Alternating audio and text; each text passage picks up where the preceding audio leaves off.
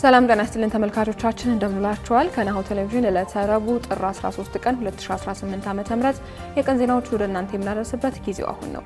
ከዜናዎቹ ጋር ሀብታማ አያሌው ነኝ። አብራችሁን ቆዩ።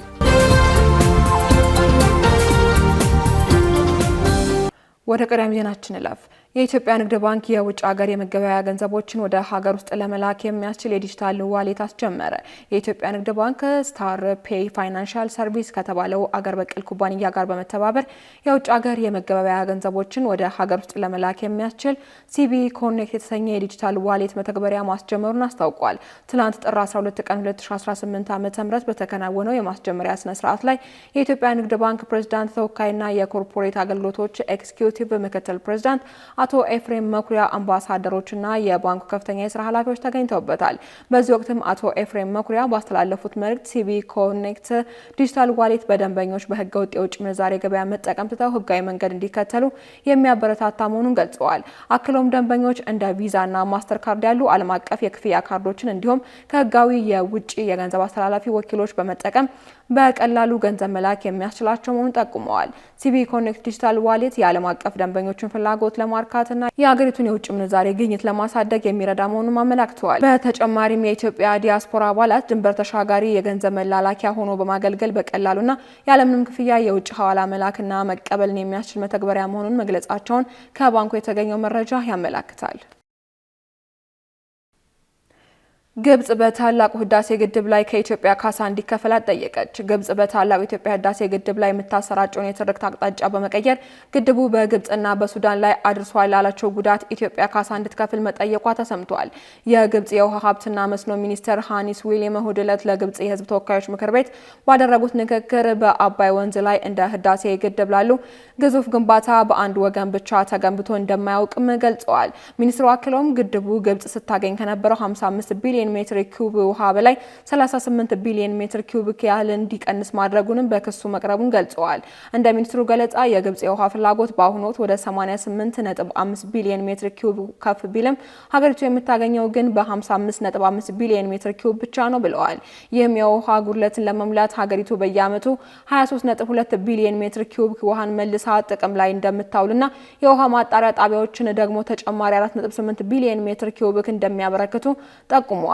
በዚህ ምክንያት የአንድ ግብጻዊ የውሃ ድርሻ ወደ 500 ሜትር ኪዩብ ዝቅ ማለቱንና ይህም ከዓለም አቀፍ 1000 ሜትር ኪዩብ አማካይ ጋር ሲነጻጸር በግማሽ ያነሰ መሆኑን ሚኒስትሩ አስረድተዋል።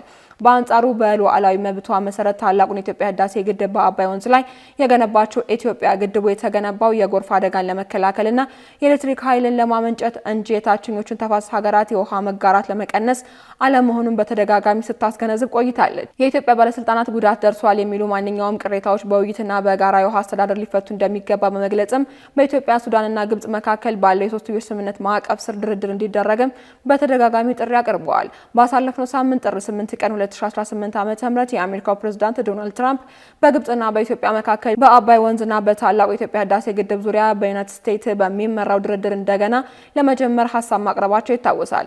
ፕሬዝዳንቱ በዕለቱ ለግብጹ ፕሬዝዳንት አብዱል ፈታህ አልሲሲ በጻፉት ደብዳቤ በህዳሴው ግድብ ዙሪያ ያለውን ውጥረት መፍታት ዋና አጀንዳቸው መሆኑንም ገልጸዋል። ይህም በመካከለኛው ምስራቅና በአፍሪካ ዘላቂ ሰላም ለማምጣት ካላቸው ሰፊ እቅድ ጋር አያይዘውታል። ይህንም ተከትሎ ግብጽና ሱዳን የትራምፕን የድርድር ጥሪ በበጎ ተቀብለውታል። ከዚህ ቀደም ፕሬዝዳንት ትራምፕ ስለ ህዳሴ ግድቡ በሰጡት መግለጫ አሜሪካ ለግድቡ ግንባታ የገንዘብ ድጋፍ አድርጋለች የሚሉና ግድቡ የናይል ውሃ ፍሰትን አቋርጧል እንዲሁም ለግብጽ የሚወርደውን ውሃ ቀንሷል የሚሉ ያልተረጋገጡና የተሳሳቱ መረጃዎችን ሲያሰራጩ እንደነበርም ይታወሳል። ህወሓት በአሜሪካ የኢትዮጵያ አምባሳደር መግለጫ ላይ ወቀሳ ቀረበ። በኢትዮጵያ የአሜሪካ አምባሳደር ኤርቪን ማሲንጋ ባሳለፍነው ሳምንት በሁመራ ያደረጉትን ጉብኝትና ከጉብኝቱ በኋላ የሰጡትን መግለጫ ጦርነት ጀምሮ በአካባቢው ተፈጽሟል ያለውን የዘር ማጥፋት ወንጀል ከግምት ውስጥ አላስገባም ሲል ወቅሰዋል። የአካባቢው ተፈናቃዮች ደህንነታቸውን ባስጠበቀ ሁኔታ የመመለስ ጉዳይ በሁለቱ ወገኖች ቅንጅትና እውቅና የሚካሄድ መሆኑንም እንዳለበትም የጠቀሰው ህወሓት አምባሳደሩ በኢትዮጵያ መንግስት መሪነት ተፈናቃዮችን የመመለስ ሂደት አሜሪካ እንደምትደግፍ መናገራቸው ከፕሪቶሪያው ስምምነት ውጪ ነው በማለትም አዲስ ባስተላለፈው መልእክትም ተቃውሞውን ገልጿል። ህወሓት አምባሳደር ማሲንጋ ምዕራብ ትግራይ የሚለውን የአካባቢ ስያሜ በንግግራቸውና መግለጫቸው አለመጠቀማቸው ትክክል አይደለም በማለት ጭምርም ተችቷል። በኢትዮጵያ የአሜሪካ አምባሳደር ኤርቪን ማሲንጋ ባሳለፍነው ሳምንት በወልቃይት ጠገዴ ሰቲት ሁመራ ዞን ተገኝተው ባስተላለፉት መልእክት ሁሉም ወገኖች ከፖለቲካ በላይ ህዝብን እንዲያስቀድሙና ህዝቡ የወደፊት የፖለቲካ ህይወቱን በትክክለኛ ጊዜ እንዲወስን እድል እንዲሰጡት መጠየቃቸው ይታወሳል። ካሽጎ በየትኛውም ዓለም ሆነው በማንኛውም ሰዓት ለወገኑ የሚደርሱበት ፈጣን የገንዘብ መላኪያ ተከፈተሎ። ማስተርና ቪዛ ካርዶን በመጠቀም ከ5 እስከ 20 ዶላር የሚልኩበት አዲስ የገንዘብ መላኪያ መንገድ። ካሽጎን ለየት የሚያደርገው የትኛውም የገንዘብ ዝውውር በፍጥነት አገልግሎት ከመስጠቱም ባሻገር ለማንኛውም አገልግሎት ምንም አይነት ክፍያ አለመጠየቁ ነው። በሀገራችን ታሪክ ገንዘብን ከውጪ ወደ ሀገር ቤት በማስተላለፍ በመተግበሪያ መልክ አገልግሎት መስጠት የጀመረው የመጀመሪያው ሀገር በቀል የገንዘብ መላኪያ ዘዴ ካሽጎ ከ4500 በላይ ባሉ የባንክ ቅርንጫፎች አገልግሎት እየሰጠ ይገኛል። ገንዘቦን በሰኮንዶች ልዩነት ውስጥ ይፈልጉ በአካውንቶ ወይንም በእጆ ቆጥረው የሚወስዱበት ልዩ ዘዴ። በቅርቡ ሁሉንም ኢትዮጵያዊ ባለቤት ለማድረግ ጉዞ የጀመረው ካሽጎ ዛሬውኑ መተግበሪያውን በስልኮ ላይ በመጫን የአገልግሎቱ ተጠቃሚ ሆኑ። ፍጥነት መለያችን፣ ኢትዮጵያን መክፈቻችን፣ ካሽጎ ነው መላኪያችን። ካሽጎ የአዲሱ ትውልድ ብራንድ። እነሆ የምስራች! የ10 አየር መንገድ የበረራ ትኬት ለውድ ደንበኞቹ በተቀላጠፈና አስተማማኝ በሆነ መንገድ እያቀረበ ያለው። በዚህም በደንበኞቹ የተመሰገነው ጉዞጎ አሁን ደግሞ ተደራሽነቱን በማስፋት ተጨማሪ ባንኮችን በማካተት ለውድ ደንበኞቹ የበለጠ አስተማማኝ ለመሆን ችሏል። የጉዞጎን አፕሊኬሽን ከአፕ ስቶር ወይም ከፕላይ ስቶር በማውረድ የመነሻና የመድረሻ ከተማዎትን መርጠው ዋጋ አወዳድረው የሀገር ውስጥም ሆነ ዓለም አቀፍ በረራ ማድረግ ካሰቡ የበረራ ትኬቶን ክፍያ በአቅራቢያው በሚገኙ ባንኮች አንድም በአካል በመሄድ ወይም በኦንላይን የክፍያ አማራጮች ክፍያዎትን በመፈጸም የበረራ ትኬቶን በእጅ ያስገቡ። ከዚህም በተጨማሪ እንደ ሁል ጊዜው ወደ ጉዞጎ የጥሪ ማዕከላችን 7473 በመደወል ከሙሉ የበረራ መረጃ ጋር የ24 ሰዓት የትኬት አገልግሎት ማግኘት እንደሚችሉ ስናበስሮ በታላቅ ደስታ ነው። ለበረራዎ ጉዞጎ።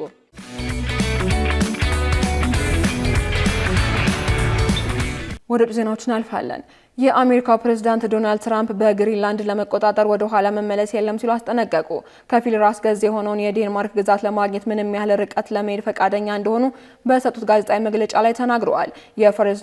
የፈረንሳዩ ፕሬዝዳንት ኢማኑኤል ማክሮን ይህንን የአሜሪካን የግሪንላንድ ወረራን ተከትሎ ደንብ ወደ ሌላው ዓለም ሽግግር እየሄድን ነው ሲሉ ስጋታቸውን ገልጸዋል። በተመሳሳይ የካናዳው ጠቅላይ ሚኒስትር የቀድሞ ስርዓት ተመልሶ የሚመጣ ይመስላልም ሲሉ ገልጸዋል።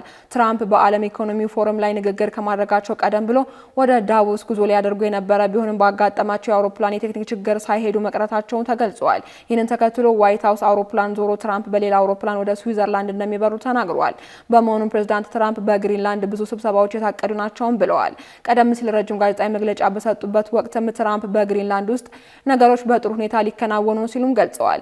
ይህንን ጉዳይም በጥብቅ የሚቃወሙት የሰሜን ጦር ቃል ኪዳን ኔቶ በተመለከተ ትራምፕ በሰጡት አስተያየት ለኔቶ በሁሉም መንገድ ከእኔ በላይ ያደረገ ማንም የለም ብለዋል። በዚህ ጉዳይ ላይም ኔቶ ደስተኛ ይሆናል፣ እኛም ደስተኛ እንሆናለን ሲሉ ተደምጠዋል። ይህ የግሪንላንድ መጠቅለል ጉዳይም የዓለምን ደህንነት የሚጠብቅ ነው ሲሉ ትራምፕ አክለው ገልጸዋል።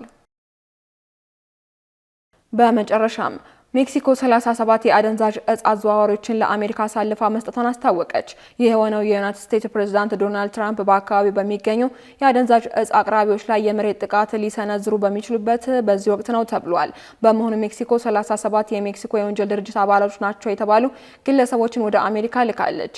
የተጠረጠሩት የአደንዛዥ እጽ ቡድን አባላት ርክክብ ማክሰኞ ዕለት የተካሄደ ሲሆን ባለፈው ዓመት ወደ አሜሪካ የተላለፉትን ጨምሮ በአጠቃላይ የተጠርጣሪዎችን ቁጥር 92 አድርሶታል ተብሏል። የሜክሲኮ የደህንነት ሚኒስቴር በይፋዊ የኤክስ ገጻቸው ላይ በለጠፉት ምስሎችም ሙሉ በሙሉ የታጠቁት የሜክሲኮ የደህንነት አባላት ከአውሮፕላኑ አጠገብ ተሰልፈው ሲገኙ ተጠርጣሪዎችን በማጓጓዝ የሚገመቱ በርካታ የታጠቁ ተሽከርካሪዎችም ሲደርሱ አሳይተዋል። ሚኒስትሩ በኤክስ ገጻቸው ላይ ማክለው በዚህ የትራምፕ አስተዳደር ወቅትም 92 ከፍተኛ የወንጀለኞች ተጠርጣሪዎች ወደ አሜሪካ ተልከዋል ብለዋል። ተጠርጣሪዎቹ በ7 የሜክሲኮ የጦር ኃይሎች አውሮፕላኖች ወደ ዋሽንግተን፣ ሂውስተን፣ ኒውዮርክ፣ ሳን አንቶኒዮ እና ሳንዲያጎ መወሰዳቸውን ሚኒስትሩ ተናግረዋል። የቅርብ ጊዜ መለዋወጥ የተከሰተውም ከዋሽንግተን ከዋሽንግተን ጋር በካርቴል እንቅስቃሴ ውጥረት እየጨመረ በመጣበትና በፕሬዝዳንት ትራምፕ ተደጋጋሚ ማስፈራሪያ በሜክሲኮ ድንበሮች ውስጥ በሜክሲኮ መንግስት ፍቃድ ወይንም ያለ ፍቃድ በካርቴሎች ላይ ጥቃት ተሰንዝሯል። የሜክሲኮ ጦር በበኩሉ ተጠርጣሪዎቹ የተዘዋወሩት ከወንጀል ድርጅቶች ጋር በነበራቸው ግንኙነት ሲሆን በዚህ ምክንያት በአሜሪካ ባለስልጣናት ይፈለጋሉ እንዲሁም የህዝብ ደህንነትን ስጋቶችን በመጨመራቸው ነው ብለዋል። የሜክሲኮ ህግ አውጪዎችና የህግ ባለሙያዎች የመንግስት እስረኞች ወደ አሜሪካ የሚዘዋወሩበትን ፖለቲካዊና ህጋዊ ያልሆነ ምክንያትን በጥብቅ ተቃውመዋል። ዱብ ዱብ ከአሸዋማው ሜዳ ላይ ባዶ እግር ከአሸዋ ይወዳጃል። እዚህ ስፍራ ከአልጋው ላይ ገደም፣ ከኳሱ ጋር ትግል፣ ከሽዋዥቤው ጋር ጩኸት፣ ጀልባ ይጎተታል። ቤተሰብ ታንኳ ይዞ ወደዛ ይከንፋል። እናቶች ይደመማሉ። ይፈራው ይመለሳል። አንዳንዱ ለነፍሱ ሕይወት አድን ቦርሳ ያነግታል። የሕፃናቱ ዋና፣ የወጣቶቹ ትዕይንት፣ ድብርት ለሳቅ ቦታውን የሚለቅበት ስፍራ፣ የማታው ካምፋየር፣ የፍየሉ ጥብስስ፣ ጭፈራው ሲደራ ማዶ አሻግረው አማትሮ ቢያዩት የማይጨርሱት ሐይቅ፣ ዋኝቶ የማያቋርጡት፣ ለጀልባ ካፒቴን የማይፈልጉበት፣ እጅን በአፍ የሚያስጭን ልዩ ተፈጥሮ፣ ፀሐይ ስትወጣና ስትጠልቅ ከውሃ ጋር ተጣምራ የማያቋርጥ ትርኢት የምታሳይበት ውብ ስፍራ፣ ምሽት ከስር በእሳት ከላይ በጨረቃ ልዩ ትዝታን የሚጥል ከዛፍ መሃል ፀሐይ፣ የምሽት ጨረቃ፣ አዋፋትና አበባ፣ ሌላ ድምቀት፣ ሌላ ዓለም። ሰማይ እንደ እስስት መልኩን የሚቀያየርበት የላንጋኖ ሰማይ ብዙዎች በብዙ ያዜሙለት። ያኔዎቹ ቀጠሯቸውን በላንጋኖ አድርገህ ግባ ሻሸመኔ ተባብለው ተቀጣጥረውበታል። የስፍራውን ብርቅ መሆን ሲገልጹ ላንጋኖ ሄጄ ብለው አዜመውለታል።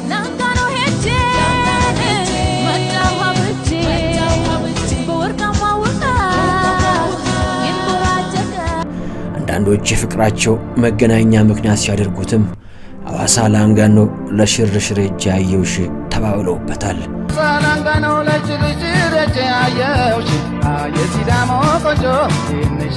ይህ በወርቃማው የላንጋኖ ሐይቅ ላይ ተንጣልለው የነጩ ቤተ መንግሥት ውስጥ ትዕይንት ነው። ይህ ሁሉ ድራማ፣ ይህ ሁሉ ትዕይንት ከዚህ ብቻ ይፈጸማል። ይህ ሁሉ ማስታወሻ ከዚህ ብቻ ይሰነዳል። ኖዜታ ማሪና ቢች ሪዞርት።